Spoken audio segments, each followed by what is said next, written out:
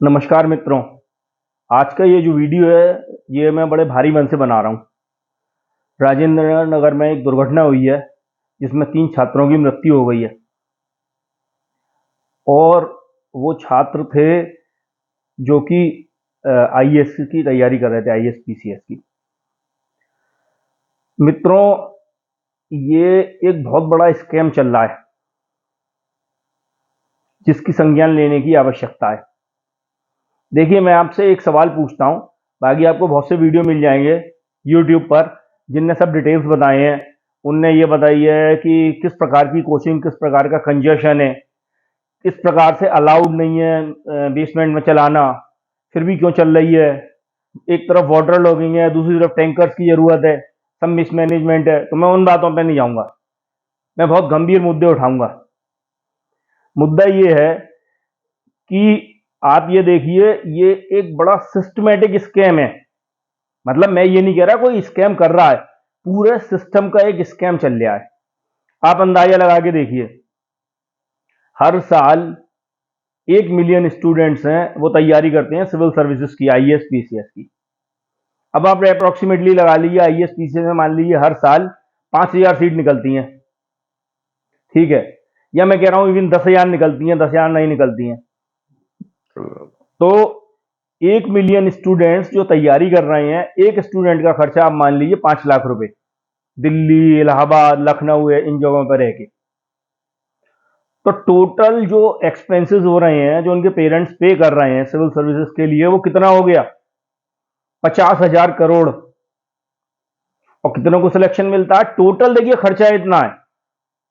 जिसका सिलेक्शन नहीं हुआ और जिसका सिलेक्शन हो गया, सब लोगों के ऊपर खर्चा इतना होता है, अर्थव्यवस्था से इतना पैसा जाता है, इतने माँ बाप व्यय करते हैं। तो टोटल इतने व्यय के बाद टोटल सिलेक्शन कितने हुए, हर साल व्यय कितना हो रहा है आईएएस पर? 50,000 करोड़।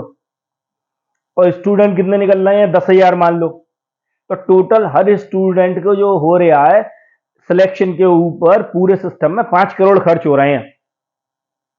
तो ये एक बड़ा सोच का विषय है कि इतना ज्यादा इसका क्रेज क्यों इसके पीछे, आईएएस पीसीएस के पीछे सब लोग भाग रहे हैं।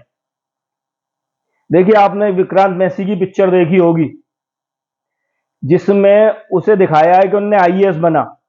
इन जैसी पिक्चरों ने सर्वनाश करा है।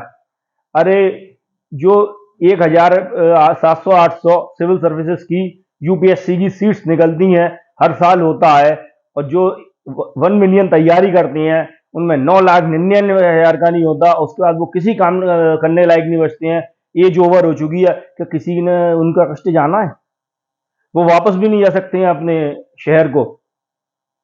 दिल्ली में रह गई चाय की दुकान बनाते हैं। बताइए कितनी बड़े डायकोटॉमी है। बन जाते तो शहर के मालिक, डीएम, एसडीएम, और नहीं बने तो चाय।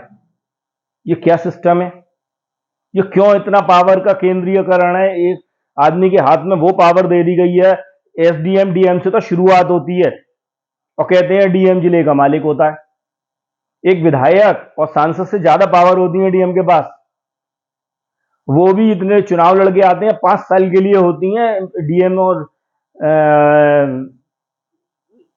कमिश्नर से कम पावर्स, और ये जिंदगी भर के लिए एक बार एग्जाम देने के लायक बात। तो जब तक ये सिस्टम को नहीं बदला जाएगा तब तक कुछ नहीं होने वाला।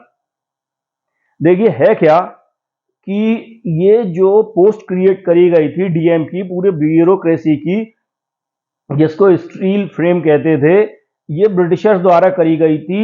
ये संसार में डीएम की पोस्ट किसी भी देश में नहीं है, ब्रिटेन में भी नहीं है।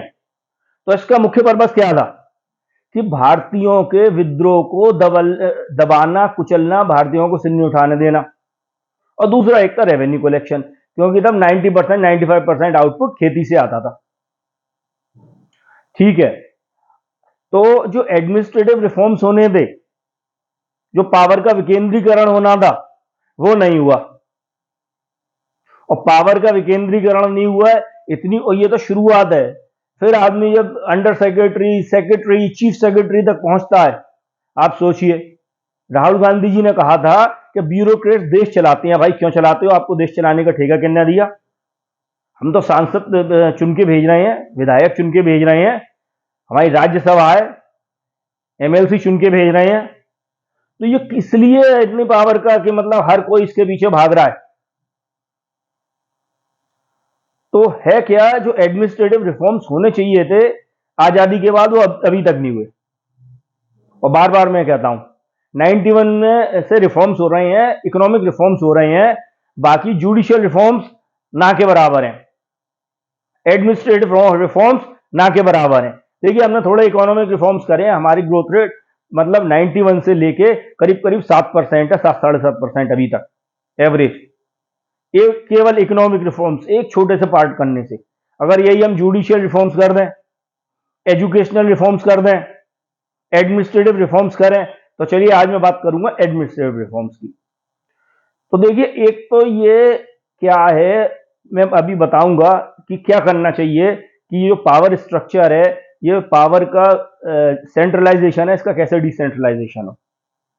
परंतु मैं उससे पहले एक मुद्दा और उठाता हूं। सिविल सर्विसेज में बिना कोचिंग के सिलेक्शन क्यों नहीं हो सकता? क्या हमारे कॉलेजेस फेल हो गए हैं? क्या कॉलेजेस का कैरिकुलम और पढ़ाने वाले इतने, कैरिकुलम या तो बहुत अलग है, या पढ़ाने वाले इतने इनकॉम्पिटेंट है कि कॉलेज से बच्चा पढ़ के डायरेक्ट सिविल सर्विसेज की तुम्हें नहीं आ सकता? अरे भाई, कोई बच्चा हिस्ट्री की तैयारी कर रहा है, उनने एमए करा हिस्ट्री से, पीएचडी करा, तो वो सिविल सर्विसेज की विशेष कोचिंग लेने की क्या जरूरत है? उसका सिलेक्शन क्यों नहीं हो रहा? क्योंकि जो क्वेश्चंस बनाए जाते हैं, उसके जो आंसर्स लिखे जाते हैं, विशेष प्रकार के स्ट्रक्चर्ड होती हैं, वो 200 वर्ड्स में लिखने को।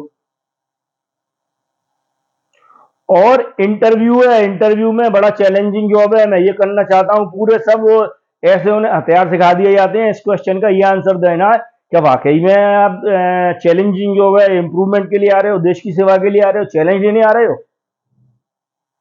बिहार में अभी एक आईएएस अधिकारियों के छापा पड़ा है, करोड़ों रुपए की संपत्ति मिली है। मैं ये नहीं कह रहा सब बेईमान होते हैं, क्या सब सेवा के लिए आ रहे हैं, इसलिए नहीं आ रहे हैं कि इन पोस्ट में इतनी ताकत इनमें निहित है। अगर चाहें, नहीं कमाते होंगे, चाहें तो बहुत पैसा कमा सकते हैं। तो मित्रों, ये एक सोचने की जरूरत है। प्रधानमंत्री मोदी जी, श्री माननीय मोदी जी जब दूसरी बार प्रधानमंत्री बने थे, तो उन्होंने एक चीज कही थी कि ब्यूरोक्रेसी ने मेरे 5 साल खराब कर दिए। कि हमारी ब्यूरोक्रेसी माननीय मोदी जी से ज्यादा इंटेलिजेंट है? तो इस समय पावर के विकेंद्रीकरण की जरूरत है। और पावर का विकेंद्रीकरण, देखिए मैं कुछ सुझाव देता हूं, बाकी आप जो सोच सकें। एक तो क्या है, जैसे पुलिस में होता है, एक बार आईपीएस अधिकारी बन गया तो वो पुलिस में ही रहता है, एक तो ये होना चाहिए इन सिविल सर्विसेज में। मालूम पड़ा कि एक कोई फाइनेंस में, फिर थोड़े दिन बाद वो उसमें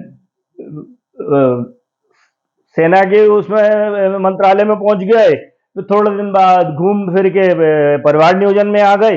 भैया, क्या स्पेशलाइजेशन है? और कौन सी आप हिस्ट्री पढ़ के आए हो या सोशियोलॉजी पढ़ के आए हो, और कौन फिलोसफी पढ़ के आए हो, तो वो क्या कंट्रीब्यूट कर रही है? ये कोचिंग्स नहीं, ये फैक्ट्रीज हैं कि आप साल भर 12-14 घंटे मेहनत करिए, एक सामान्य दिमाग के आदमी, आप civil services, PIS, PCS crack कर देंगे। और ऊपर से इंग्लिश आती हो तो सोने में से आगा 70-80% इंग्लिश वाले होते हैं। तो ये जब तक ब्यूरोक्रेटिक स्ट्रक्चर है, ये नहीं बदलेगा। तो देखिए, एक तो स्पेशलाइजेशन, बाकी लेटरल एंट्रीज लो ना। क्या हमारे देश में अर्थशास्त्री नहीं है? क्या दिल्ली स्कूल ऑफ इकोनॉमिक्स से ऐसे लोग नहीं जा सकते जो फाइनेंस मिनिस्ट्री में काम करें? क्या हमारे देश के बड़े बड़े विशेषज्ञ नीति आयोग में काम नहीं कर सकते? सुरजीत सिंह भल्ला जी हैं, स्वामीनाथन अंकलेश्वर अय्यर हैं, एक से एक पढ़े हैं अर्थशास्त्री, में कईयों के नाम बता सकता हूं, पर वीडियो है, छोटा बनाना है। दूसरे, अमेरिका का आप देखिए, जो वहां पे सारी पावर मेयर्स के पास होती है, मेयर के पास होती है।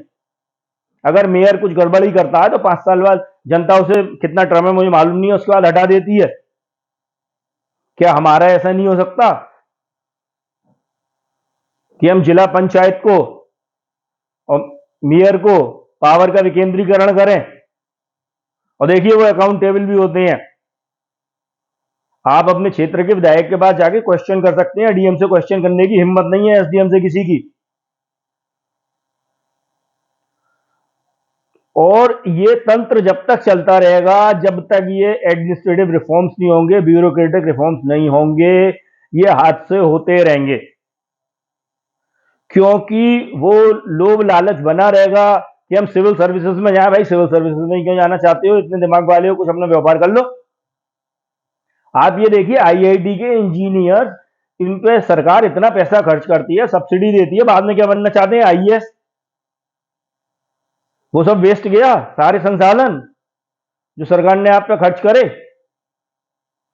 तो एक ये बड़ा प्रश्न खड़ा होता है, इस पर राष्ट्रीय बहस होनी चाहिए कि आदमी आईएएस पीसीएस बनना ही क्यों चाहता है, और जो नहीं बन पाते उनकी फ्लाइट, मान लिए जो 800 सीट निकली, जो 802 में उसका लास्ट अटेम्प्ट था वो। तो मित्रों, ये बड़े क्षोभ का विषय है, ये हादसा हुआ है। अभी आग लगेगी तो आग के उसका कारण होगा, बहुत सारे वीडियो बनेंगे और फिर ब्यूरोक्रेसी वो होगी तत्पर, फिर वो बैन करे जाएंगे। अब जैसे 11 चयन करे गए हैं जिनके मानक पूरे नहीं है, फिर आग लगेगी, फिर उसके मानक बनेंगे।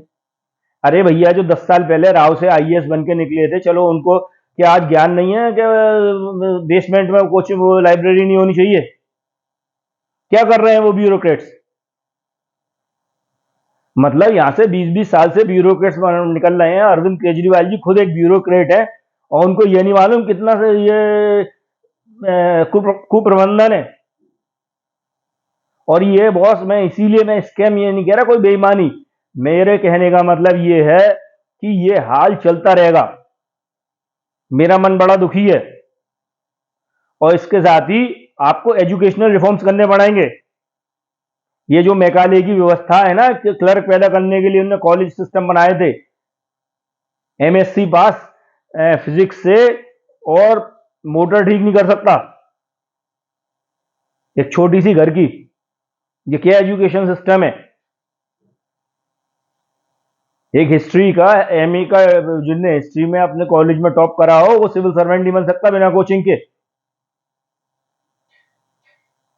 और लगातार ये कोचिंग की ये फैक्ट्रीज बनी हुई हैं आईएएस पीसीएस प्रोड्यूस करने के, मुखर्जी नगर, राजेंद्र नगर, रोहिणी, इलाहाबाद में, लखनऊ में।